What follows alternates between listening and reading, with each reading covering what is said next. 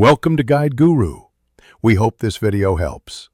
You start by installing Logitech G and connecting the G Pro directly to your PC. Once done, open G and let it detect the keyboard.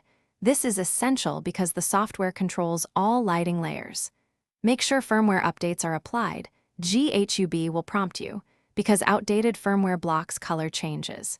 If you prefer local control, sign out of Cloud Sync but keep the profile saved locally. This initial connection and update step is the only way to unlock RGB customization. You now create the color scheme inside GHUB's lighting tab.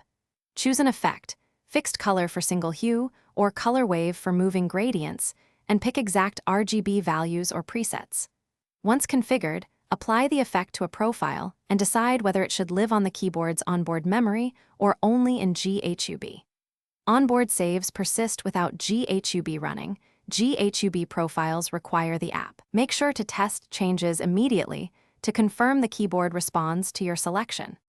Finally, save the profile and test the result.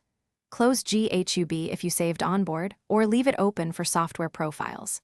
If colors don't change, reopen GHUB and reapply the effect, then check for any pending firmware updates. Often a firmware mismatch prevents changes. If that fails, unplug, hold the ESC key while plugging in to reset lighting, reinstall GHUB, and try a different USB port. That reset trick fixes most stubborn lighting issues. Thanks for watching. Consider subscribing if we helped you today.